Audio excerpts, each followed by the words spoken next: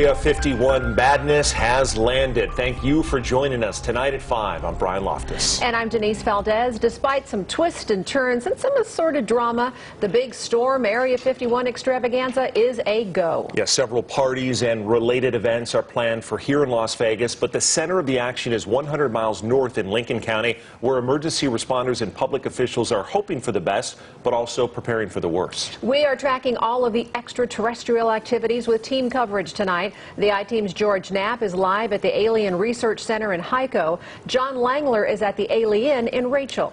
We are also tracking the festivities in downtown Las Vegas with Sasha Loftus. But first, let's start with George Knapp in Hico. And George, how are the preparations going?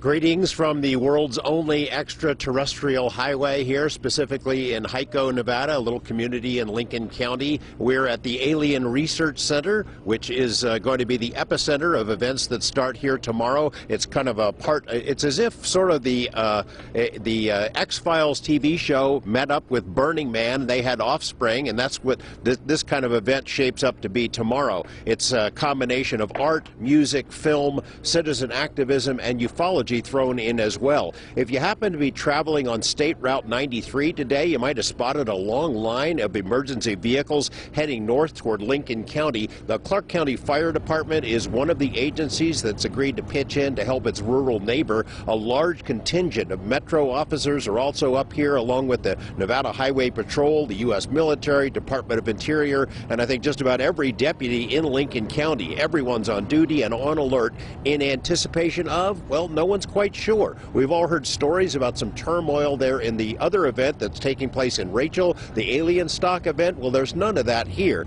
This event doesn't have any of that drama. They hired professional planners right from the get-go, and it was evident here today. They have an army of workers that we just saw there preparing for the event. They're putting the final touches on the property, preparing for what could be thousands of visitors arriving here tomorrow. It was windy and dusty at times today, but that's the desert for you, and enthusiasm and confidence here at this site are both high. It's a sophisticated stage being built right alongside of us. They're going to be a focal point of what happens here tomorrow with a number of UFO speakers, a couple of films, world-class entertainment, including a headline performer, Paul Oakenfold,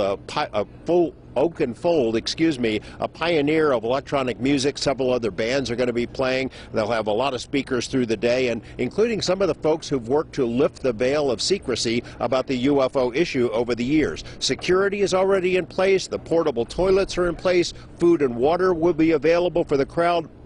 The vendor spots at this location are completely sold out, and the word is getting out that, contrary to some reports, this party is a go. So as we drove through Alamo and other Lincoln County communities today, it was pretty clear that the locals have embraced this event. They're putting out their property as parking and camping spots. I will be back it could become an annual event. That's what a lot of them are hoping. I'll be back at 6 o'clock tonight to talk about the UFO side of this gathering. In the meantime, we kick it over to my colleague John Langler, who's on the scene in Rachel, Nevada at the Little Alien.